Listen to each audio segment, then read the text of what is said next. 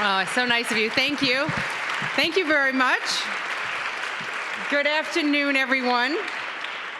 It's just a real honor to be in this room. I'm so happy to be here. Thank you, Dr. Grant, for hosting us today, and Mrs. Kennedy, Vicki. She said, no, it's Vicki.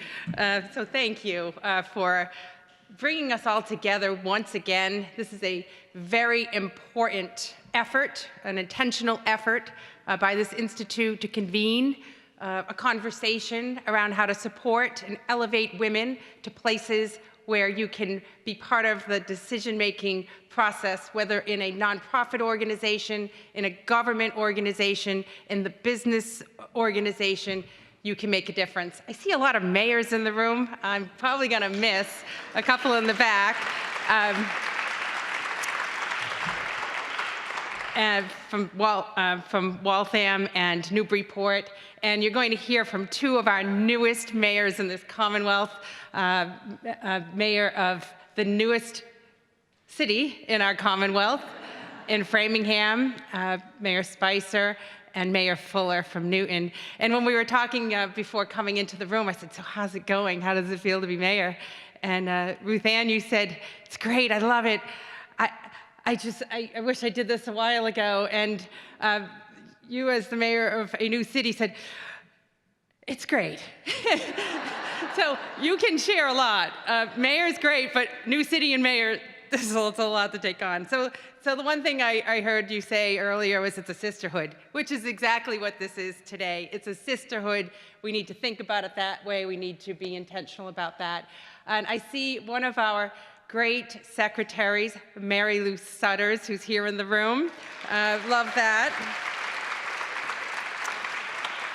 And I love that you had Maggie Hassan here earlier today. I know a friend of Mary Lou Sutters. You listened to her earlier, and someone who's had the titles of both governor and U.S. Senate. That's pretty powerful stuff. I'm sure she did a terrific job in her remarks earlier today. So I've been asked to talk a little about my journey. So I'm going to start with a story about how my family's history started here in this Commonwealth. And I often talk about this one individual who started it all for our family. He came from Sicily in 1909, good old Francesco Polito, guided by his desire to build a better life for his family, which is true for many immigrants that came at that time and immigrants who come to this Commonwealth today, seeking opportunity, seeking a better life, a pursuit of happiness. And that's exactly what he did.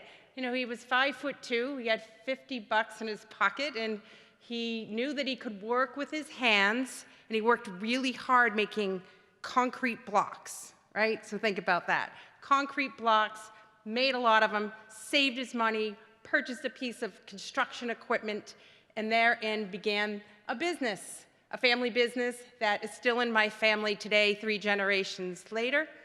And my family still has deep roots in the community in which he settled in, which was Worcester, which is where my family is settled and where my husband and I are growing our family.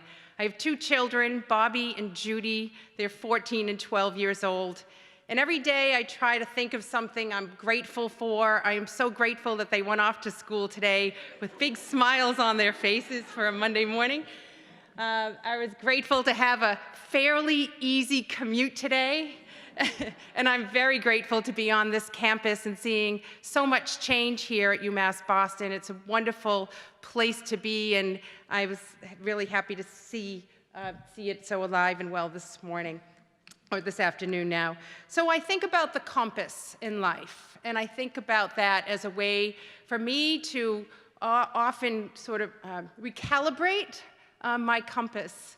And the compass for me certainly came from that idea of opportunity and search for your dreams to come true from my family's history here. But I also understood that it was important to stand on the shoulders of those who've come before me and to do more.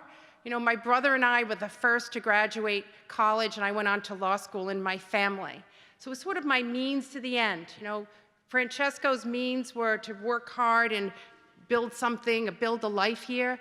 The means to my end was gaining an education, making sure that I could have the degrees necessary to power up my life.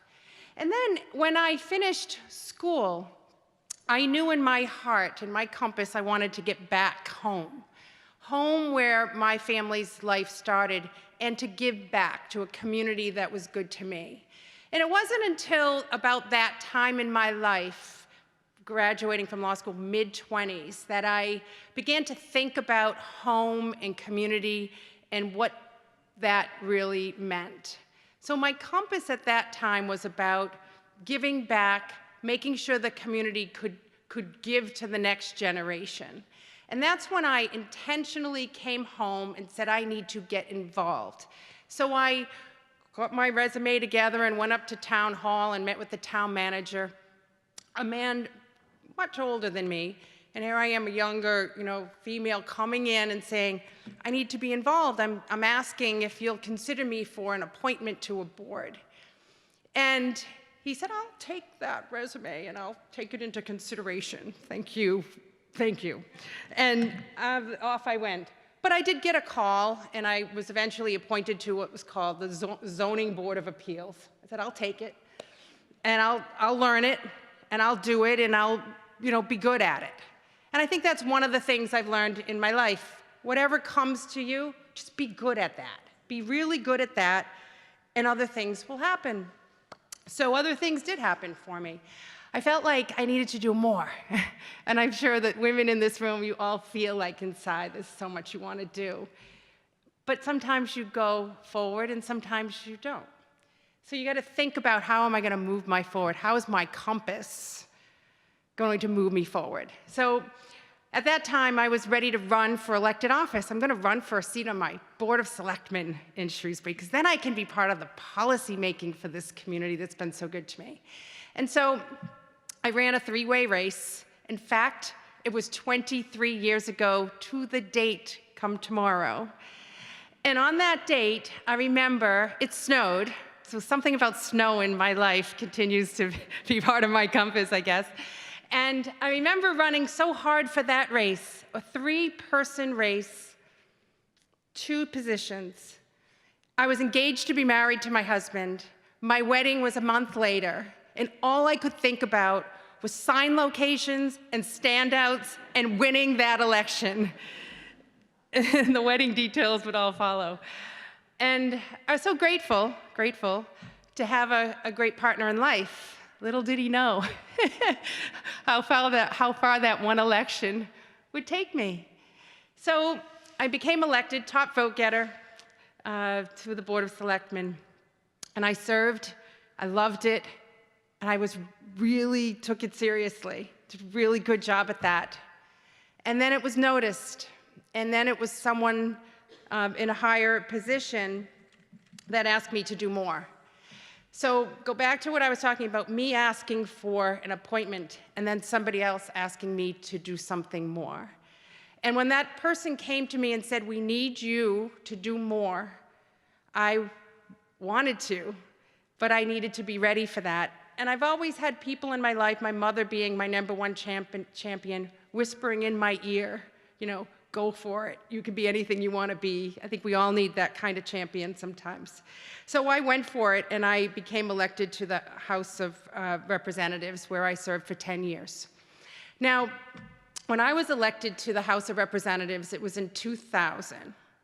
Around that time, we had a great governor. Her name was Jane Swift. Okay. Gosh, Jane Swift was a pioneer. She blazed trails for all of us here in this Commonwealth, including me. It was through Jane's experience that I became terrified as a woman in the legislature. Now, mindful, when I became elected to the House of Representatives, it was 25% of the legislative body women. Guess what? Today, 25% of the legislature, women. That hasn't changed. That's not a good thing. But I was terrified because I knew that my husband and I had to start a family soon. And with her experience, I said, how the heck am I ever going to do this? So you move forward and you figure it out. But one of the things I said to myself is, I can't miss a vote.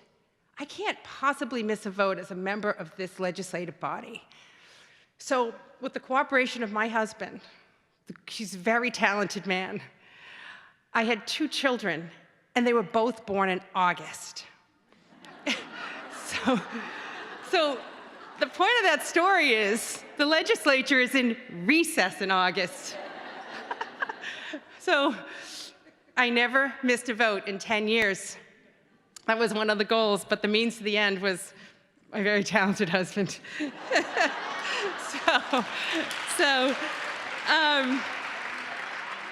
I shouldn't have been terrified, but I was, because that was what the time was like. But I'll tell you what, there were women in the legislative body that were very, very good to me. People like Linda Forey come to mind, because we were going through the same experience, being legislators and becoming moms at the same time. Some of the more senior women in the rank and file of the legislative body would come to me and say, "You look good. You look good. I'm out to hear, right? You look good. You look great. Your hair looks great. You look good." You know, they were always like, "Keep going." You know, and then when I had children, "How is it? How are you doing?" Always supportive to each other, and I will always remember that, and I always pass that along, and I hope that you do too. I'm sure that you do. So at some point, my compass changed. My careers merged. My career as an attorney, as someone who ran a family business, and my commitment to public service. My public service was my hobby. You know, my career was being a professional business person and a lawyer. And then it was through my legislative work that it converged, and my compass was really centered around public service. And that's when I decided I wanted to run more. I wanted to get on a bigger platform and give a voice to bigger issues, because it matters.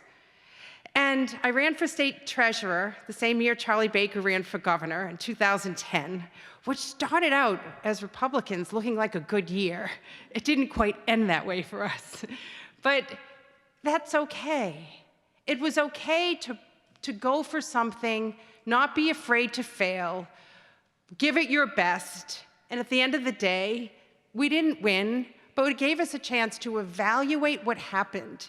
It gave us a chance to think about what the Republicans are doing here in Massachusetts and what's our brand.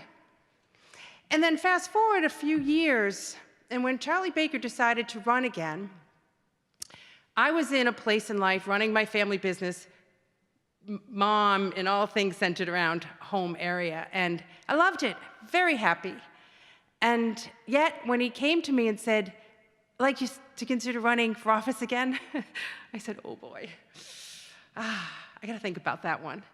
And I couldn't let it go. I had that feeling inside that kept coming back to me. If you have that feeling, which I know you do, you gotta do something with that. So I went to the family, my very great and talented husband said, "Can't get rid of it. It's not going away. What do you think?"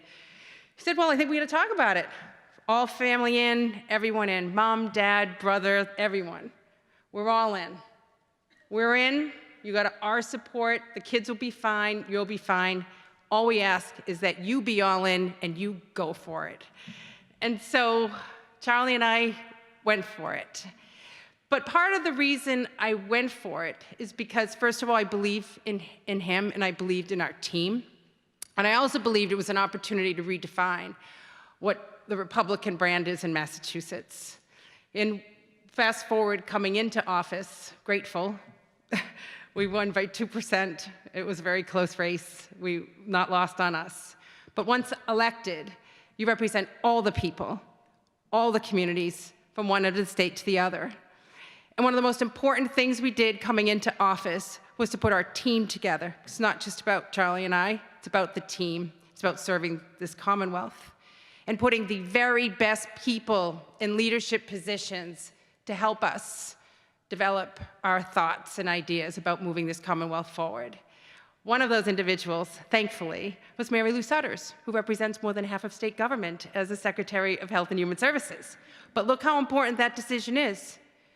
We were able to reform DCF with the support of all the social workers who were on the front lines, because Mary Lou is a social worker, first and foremost. It helped us develop a plan and a strategy around the opiate epidemic here in this Commonwealth. And we're making incredible progress. Although, a very hard challenge still for all of us. Healthcare, oh my gosh, complicated, messy, tough issue. We're tied in with the national administration, as well as having to deal with delivering the best quality of care here in Massachusetts, and she's on the task. We were able to get an unlikely candidate for Secretary of Transportation. When we met with her, she comes from a totally different background, Conservation Law Foundation, challenged Charlie when he was the secretary in the prior administration, staunch Democrat, and yet was innovative and energetic and would challenge the status quo. And we said, you'll make a great Secretary of Transportation. And look what she's been able to do.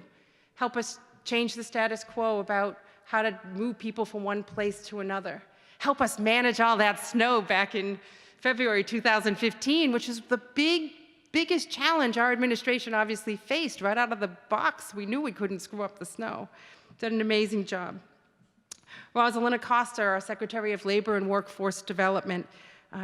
Biggest asset this Commonwealth has are our people. The talent pipeline is important to powering up this economy from one end of the state to the other. She's doing an amazing job. And Kristen Lepore, who was our Secretary of A&F, making sure that everything adds up literally, to now our Chief of Staff, making sure that we stay out of trouble, doing an amazing job. But all people from different backgrounds and experiences, but women. Women in places that can help our administration and our state make decisions that are really important. Being at the table matters.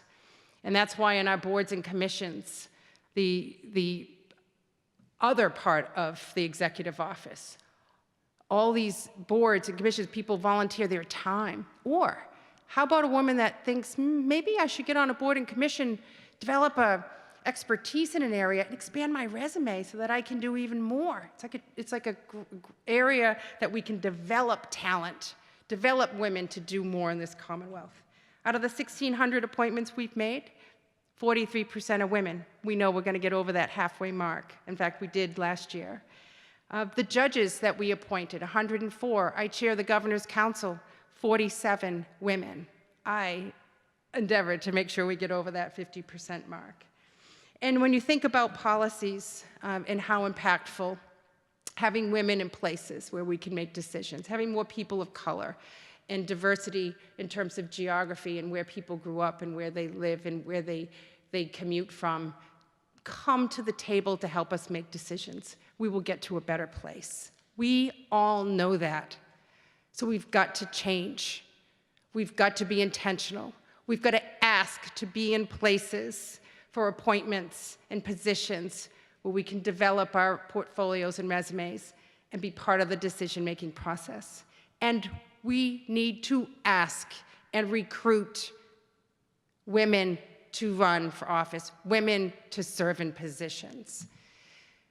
And I think we frankly can do a whole lot better on that score, and I think the Republicans can do a whole lot better on that score. I think that was a topic that came up earlier today.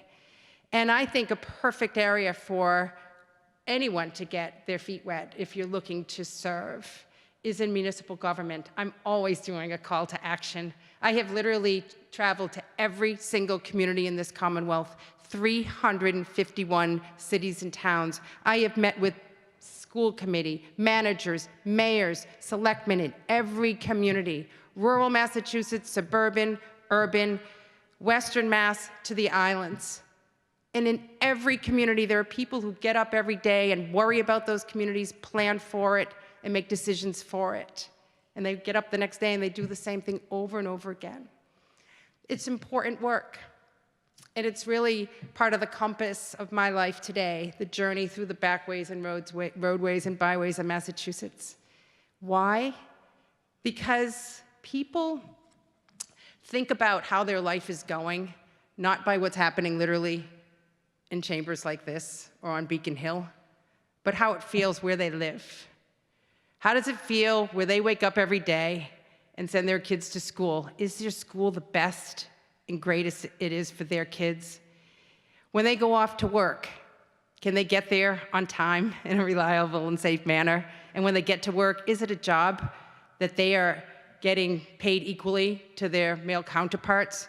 Is it the best job that they could have given their education and skill development as a woman? Is their community healthy and safe and whole for their kids to play in, for their teenagers to grow up in? Is it an environment, literally, that is healthy because the air is clean, the water is clean? Is it resilient to climate change? I mean, these are all the things when you're talking about community development that matter. So this conversation today matters on a whole lot of levels. And so I'm proud that we here in this Commonwealth are intentional about it. So let's be more intentional, let's be more mindful, let's be more active, let's be more socially engaged.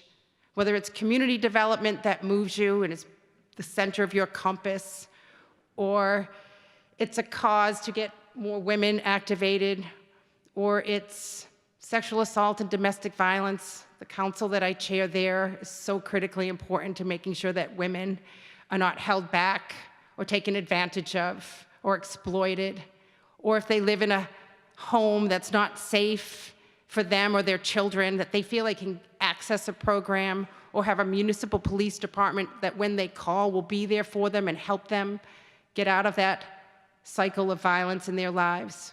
Or is it through our STEM initiatives that another council that I'm able to chair? In fact, just down the street, I attended a Women in Construction conference. 500 girls, high school girls attended. I sat with a group of 10 of them, and I said, "Where are you going from here?" And all of them said, "We're going to be diesel technicians." I said, "Really?"